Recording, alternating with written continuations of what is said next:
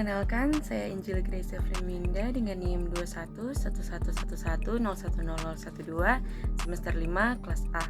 Tujuan saya membuat video ini yaitu untuk memenuhi ujian tengah semester dari mata kuliah Sistem Informasi Kesehatan dengan dosen pengampu Profesor Dr.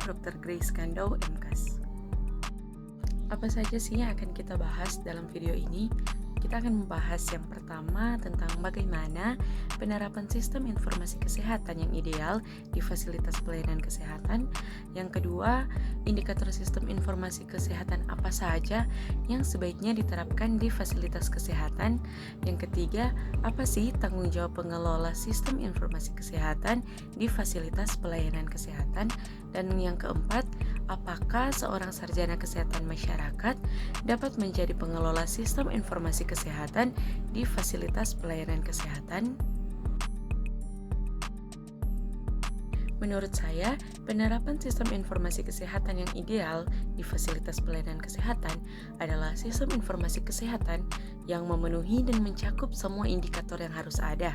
Sistem informasi kesehatan yang mampu dijangkau dan diketahui dengan mudah serta dijalankan khususnya oleh tenaga-tenaga kesehatan serta masyarakat yang memerlukan pelayanan kesehatan, serta sistem informasi kesehatan yang mampu meningkatkan efisiensi, kualitas layanan, serta manajemen data kesehatan dengan mengintegrasikan teknologi informasi kesehatan.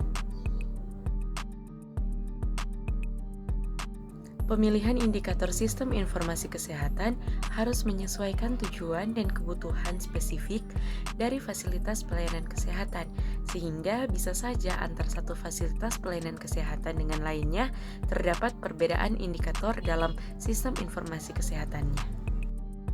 Ada beberapa indikator yang perlu diterapkan di fasilitas kesehatan, yaitu akurasi data pasien, rekam medis elektronik, pemenuhan pedoman klinis, efisiensi pelayanan, kepuasan pasien, manajemen inventaris, pelaporan penyakit menular, pemantauan penyakit tidak menular, keamanan data, pemantauan kinerja sistem, ketersediaan akses data, pelaporan kualitas dan kepuasan pasien, penentuan biaya, pemantauan epidemiologi, pemantauan imunisasi, dan pemantauan kejadian kesehatan masyarakat.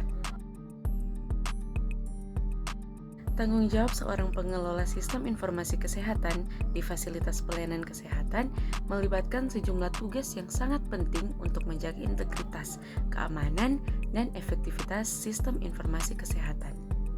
Ada beberapa tanggung jawab yang terkait dengan peran pengelola, yaitu bertanggung jawab atas perancangan, pengembangan, dan implementasi sistem informasi kesehatan yang sesuai dengan kebutuhan fasilitas dan pedoman industri. Yang kedua, memastikan data kesehatan pasien tersimpan, diakses, dan diolah dengan baik, termasuk perawatan rekam medik elektronik. Yang ketiga, menjaga keamanan data kesehatan pasien dan memastikan bahwa fasilitas mematuhi regulasi privasi data kesehatan yang berlaku.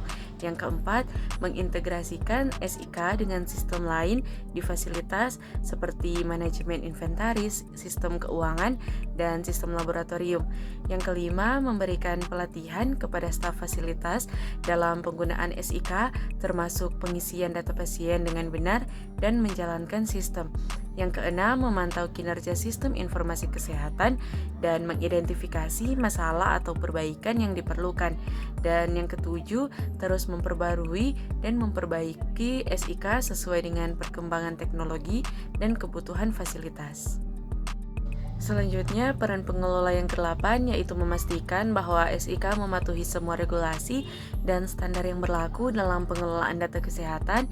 Yang ke-9, mengelola proyek-proyek pengembangan atau peningkatan SIK, termasuk perencanaan, pengawasan, dan pengendalian anggaran.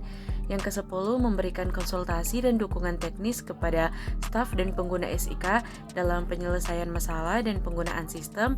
Yang ke-11, membantu dalam pengambilan keputusan terkait teknologi informasi kesehatan seperti pemilihan perangkat keras dan perangkat lunak.